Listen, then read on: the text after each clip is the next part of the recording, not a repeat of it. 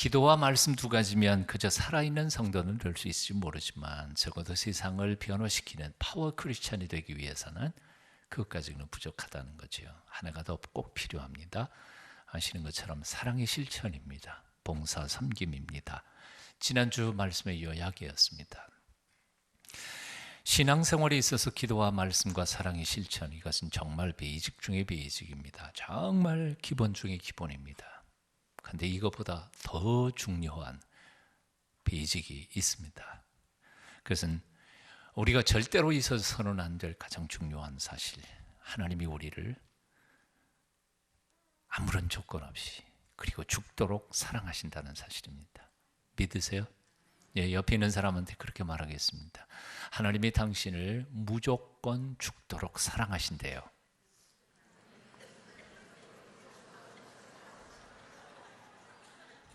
예. 믿든지 안 믿든지 그건 사실입니다. 믿든지 안 믿든지 그건 사실입니다. 기독교 신앙은 단순한 종교적 규율을 지키는 집단이 아닙니다. 기독교 신앙의 핵심은 사랑으로 맺어진 하늘 아버지와의 아주 특별한 관계입니다.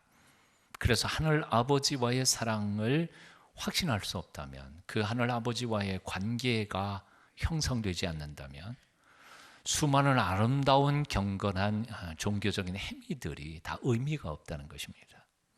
다시 말하면 주일 성수, 11조, 봉사, 예배 등등 수많은 행동들, 경건하고 거룩한 종교적 습관들이 하나님과의 관계가 없는 상태에서 이루어지는 것은 의미가 없단 말입니다. 아무것도 아니라는 거죠. 이걸 가르쳐서 외식이라고 표현했던 겁니다. 예수님께서 2000년 전에 가장 싫어하셨던 것이 바로 하나님과의 관계는 형성되지 않은 상태에서 종교적인 행위로서 살았던 바리새인들의 외식 행위였습니다.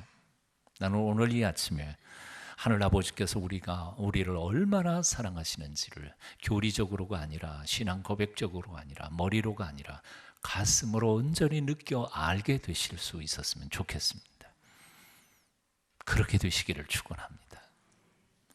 오늘 여러분과 나누고 싶은 첫 번째 말씀은 이겁니다. 하나님이 우리를 얼마나 사랑하시는가 하는 것이죠. 하나님이 우리를 얼마나 사랑하실까. 엄마가 사랑하는 딸, 어린 딸에게 이렇게 물었습니다. 사랑하는 딸, 엄마 얼마나 사랑해? 뭐라고 대답했을까요? 이만큼. 지가 팔을 벌려봐야 뭐 얼마나 조그매요. 조금 나이가 들어간 아이는 이렇게 말할 겁니다. 하늘만큼 땅만큼. 오늘 본문 스바냐 3장 17절에서 하나님은 이만큼 너희를 사랑한다 하고 고백하고 있음을 봅니다. 여러분 한번 같이 읽어보실까요? 함께 읽습니다. 읽어요. 시작.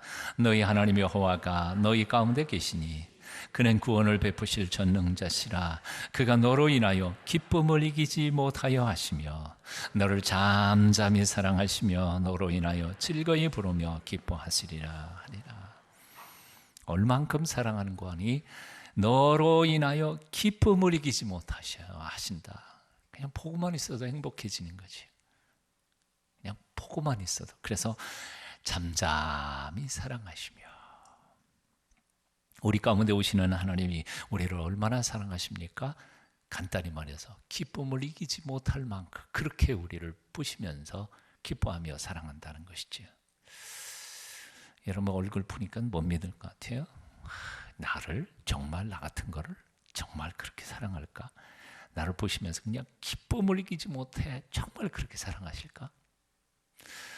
여러분 가정에 첫 아기를 낳을 때의 기억 혹시 있으세요? 아마 그 기억은 잊어버릴 수 없을 거라고 생각합니다. 우리 집에 큰딸 태어났던 때 저는 아직도 기억합니다. 거의 우리 집사람이 15시간 이상을 산통을 겪다가 태어난 아이였습니다. 조그만 주먹살을 이렇게 만져봤습니다. 얼마나 큰지 아세요? 제 새끼 손가락 2마디. 얼마나 조그매요? 근데 제일 놀란 것은 그 조그만 주먹손 안에 손가락이 5개 다 있었다는 거죠. 더 놀라운 것은 그 손가락 하나 그 끝마다 눈에도 보이지도 않을 만큼 조그만 손톱들이 다 들어있다는 거죠. 그저 그 아이를 딱 보는 순간 숨이 탁 막힐 것 같았어요. 숨이 탁 막힐 것 같았어요. 눈도 못 뜨는 그 놈을 보고 이렇게 말했습니다. 야 임마, 너 내가 누군지 알아? 내가 바로 네 아빠야. 그야말로 기쁨을 이기지 못할, 숨이 탁 막힐 만큼 사랑하는 거예요. 하늘 아버지께서 나를 바라보시면서 그렇게 기쁨을 이기지 못하신다는 겁니다. 공동 번역에 보니까 오늘 본문을 이렇게 썼습니다. 너를 보고 기뻐 반색하시리니 사랑도 새삼스러워라. 명절이라도 된 듯 기쁘게 더덩실 춤을 추시리라.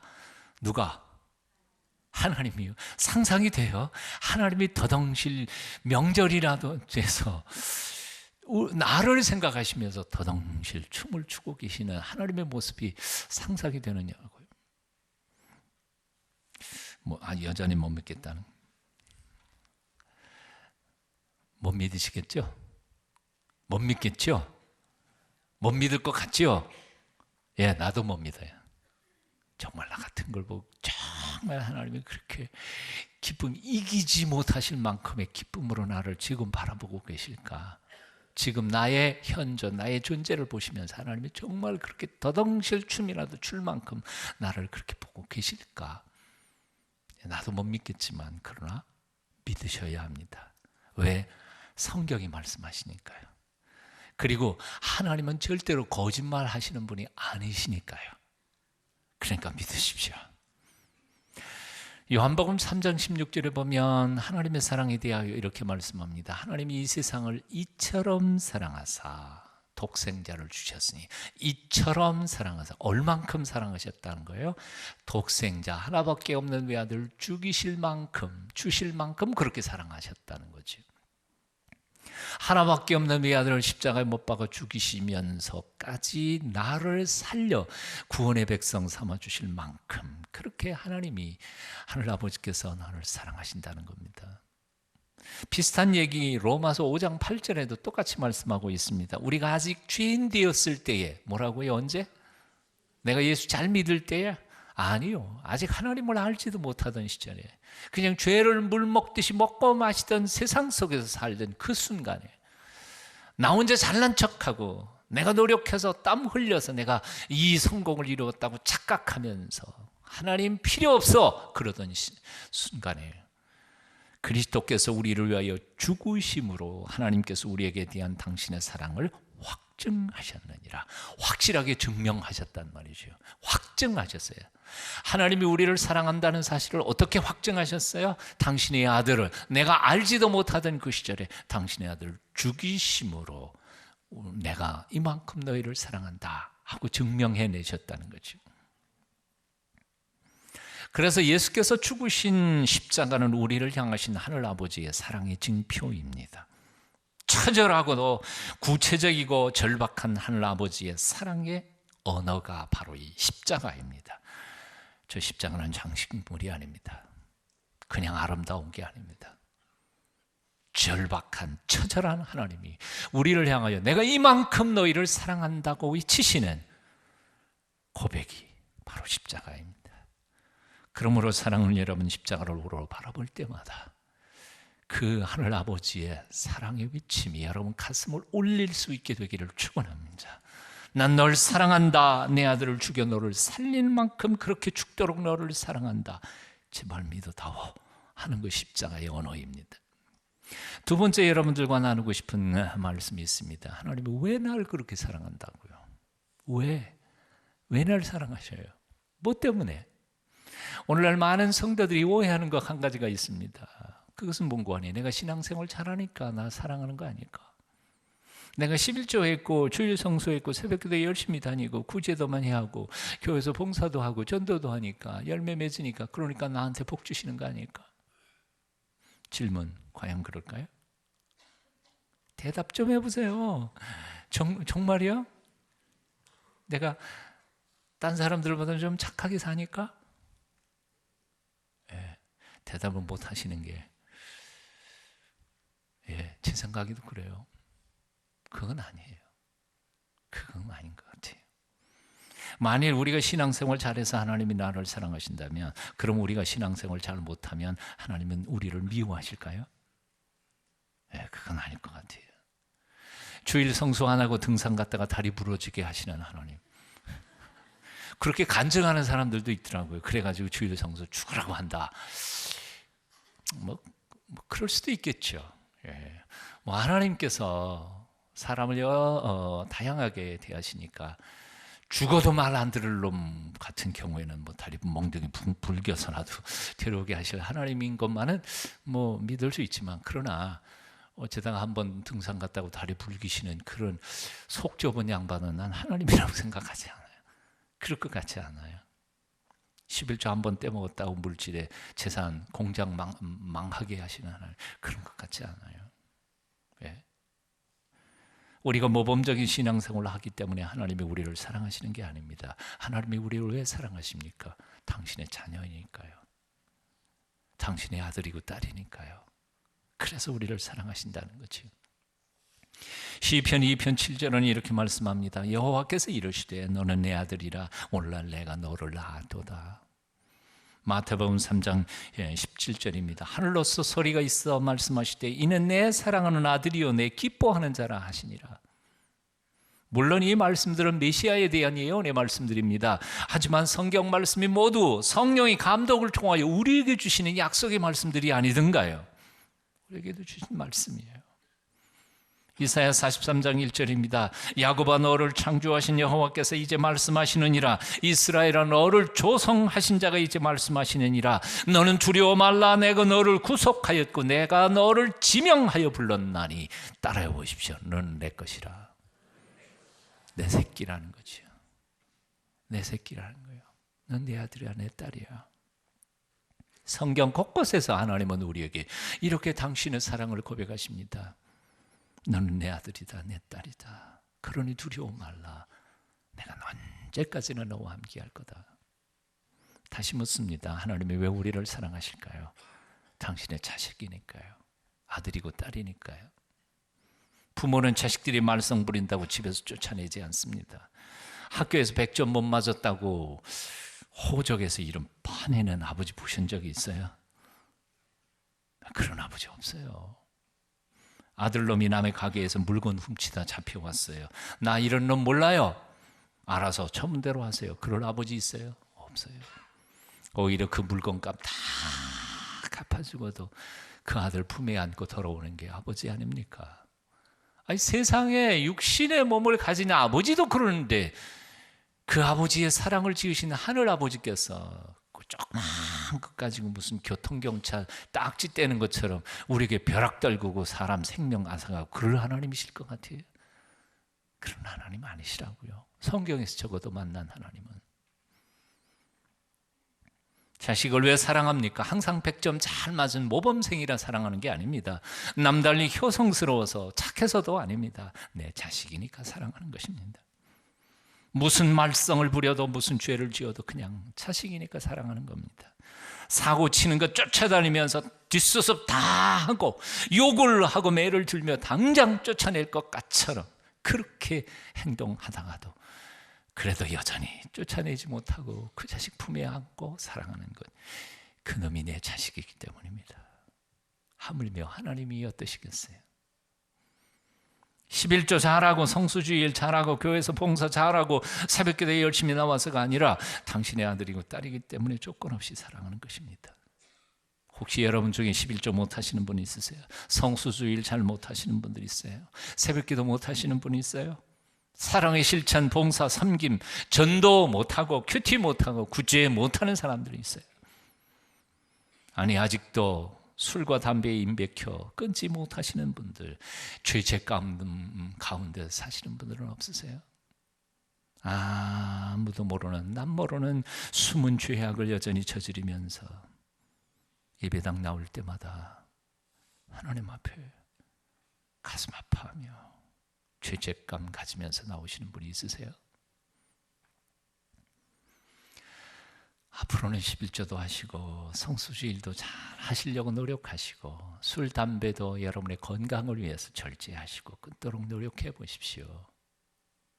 가능하면 주에서부터 노여나움을 받으십시오. 하지만 그러기 전에도 하나님께서는 지금 있는 그 모습 그대로 여러분을 사랑하신다는 사실은 잊지 않으시기를 바랍니다.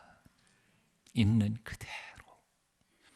자, 이제 세 번째 나눌 말씀이 있습니다. 사랑에 대한 얘기를 했지만 이제는 매에 대한 이야기도 하겠습니다. 하나님은 우리를 사랑하시기 때문에 매도 드실 수 있는 분이시라는 사실이죠.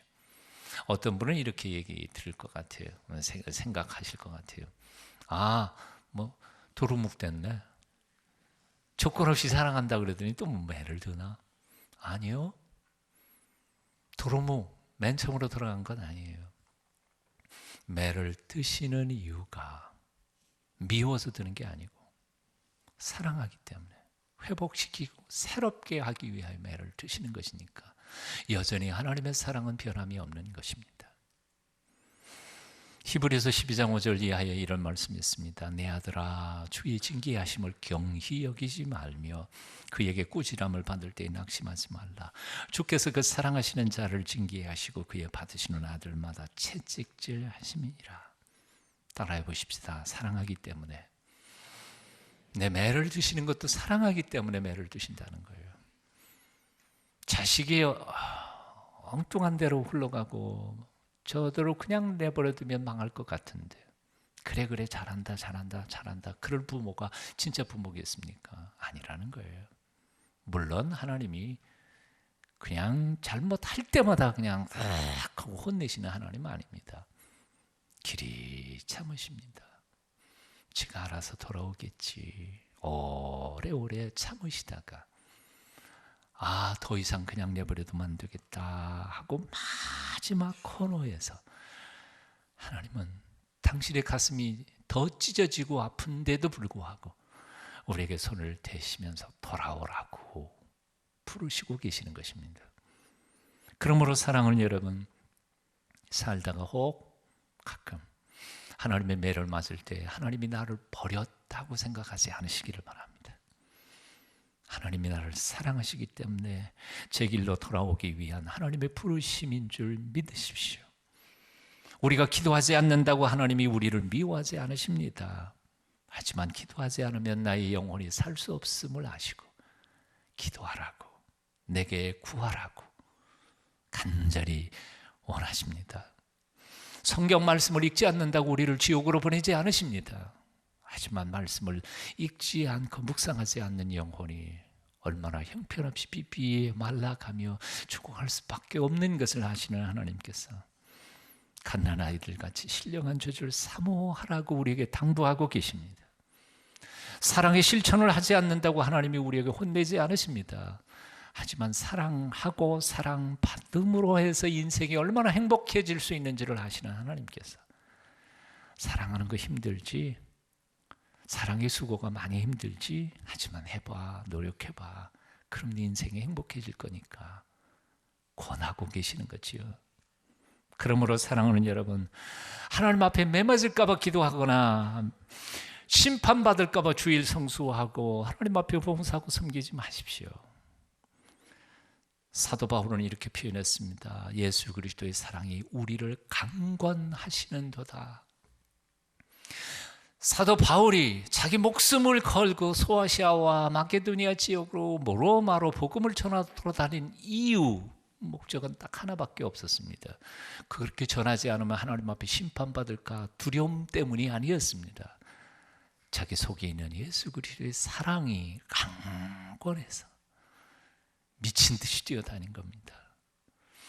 여러분이 누군가를 사랑하고 누군가에게 참고 인내하고 여러분이 자신이 번 돈을 누군가에게 아낌없이 내어주고 구제할 때 하나님 앞에 무슨 보상이나 아니면 심판받을까 봐 그 일을 하지 마십시오. 사랑 때문에 하십시오. 나를 사랑하신 사랑의 아버지 하나님을 묵상하며 사랑하기 때문에 희생하고 사랑하기 때문에 봉사하고 섬길 때 하나님의 놀라우신 축복과 은혜가 여러분 삶 속에 넘칠 줄로 믿습니다.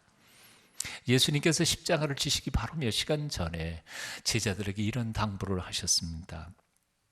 아버지께서 나를 사랑하신 것 같이 나도 너희를 사랑하였으니 나의 사랑 안에 거하라. 거하라, 살 것자, 나의 사랑 안에서 살아라 하고 당부하십니다. 아버지께서 나를 사랑하신 것처럼 나도 너를 사랑한다. 그러니 내 사랑 안에서 살아라. 아니, 예수님의 사랑 안에서 산다는 것은 무엇일까요? 바로 그 다음 절에 예수님께서 또 설명을 이렇게 해주셨어요. 내가 아버지의 계명을 지켜 그의 사랑 안에서 사는 것 같이 너희도 내 계명을 지키면 내 사랑 안에서 살게 되리라. 하나님 아버지께서 아들이신 예수 그리스도에게 주신 계명, 말씀이 율법이 아니죠. 예, 사랑하면 하늘 아버지의 놀라우신 축복과 은혜가 풍성해지는 비결이거든요. 예수 그리스도께서 우리에게 주신 계명, 무거운 짐이 아니라 그대로 살면 영육간에 아울러 풍성한 인생을 살아갈 수 있는 삶의 비결이거든요. 그래서 주님께서 말씀하시죠. 내가 너에게 부탁한 말들대로 한번 살아봐. 그럼 내 사랑 안에 네가 살게 될 것이다. 그분의 사랑 안에서 살게 되시기를 축원합니다. 영화 닥터 지바고를 보면 그 지바고의 이복형이 조카인 토냐와 이런 대화를 하는 장면이 나옵니다. 토냐에게 아버지와 어떻게 헤어졌느냐 하고 묻습니다. 그랬더니 토냐는 이렇게 말합니다. 아시잖아요. 그때는 혁명의 와중이었었고 거리는 온통 불에 타서 도망가는 중에 그만 저는 아버지를 잃어버렸습니다. 이복형이 토냐에게 다그치며 물었습니다. 아버지와 헤어지게 된 진짜 이유를 얘기해 보라니까. 네 생각에는 어떻게 아버지와 헤어졌냐? 토냐는 마음속 깊은 곳에 숨겨졌던 평소에 단 한 번도 입 밖으로 내놓기 싫었던 말을 뱉어버립니다. 사실은 아버지가 제 손을 놓아버렸어요. 평생에 아버지한테 버림받았다는 아픔으로 살아온 겁니다. 그런데 지바고의 이복형이 이렇게 말합니다. 내가 사실을 말해줄까? 내가 아버지라고 생각했던 그 코마로프스키는 내 친아버지가 아니란다. 너희 아버지는 바로 닥터 지바고야. 만일 너의 손을 잡고 뛰던 그 사람이 친아버지였다면 거리에 불이 났든 혁명의 와중이든 결코 내 손을 놓지는 않았을 거야. 그러니 너무 아파하지 마라. 아무리 최악의 상황이라도요, 불 한 구덩이에서라도 친아버지는 자기 아들의 손을 놓을 수 없습니다. 놓지 않을 겁니다. 이것이 바로 친아버지와 가짜 아버지의 특징입니다. 차이입니다. 참 하나님과 우상의 차이도 바로 이런 것입니다. 평소 시절 좋을 때에는 돈도 명예도 건강도 젊음도 이웃들도 친구들도 다 내 곁에 머물러 있을 것 같이 보입니다. 그리고 나의 행복을 보장해 줄 것 같습니다. 하지만 죽음의 그림자가 다가오는 순간 슬금슬금 다 사라져 버립니다. 아니, 심지어는 우리의 부모님도 자식들도 그리고 내 사랑하는 배우자도 내가 죽어가는 그 순간에는 어쩔 수 없습니다. 쥐고 있던 손을 놓아야만 합니다. 그런데 성경은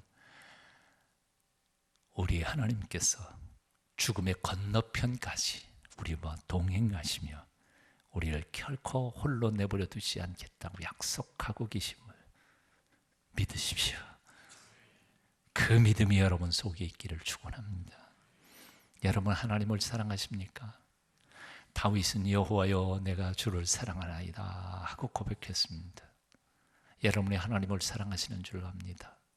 하지만 하나님은 여러분들을 그것보다 10,000배 이상은 더 사랑하고 계심을 잊지 않으시기를 축원합니다. 오늘 그 하나님이 이렇게 말씀하십니다. 사랑한다. 사랑한다. 내가 너를 죽도록 사랑한다. 기도하겠습니다.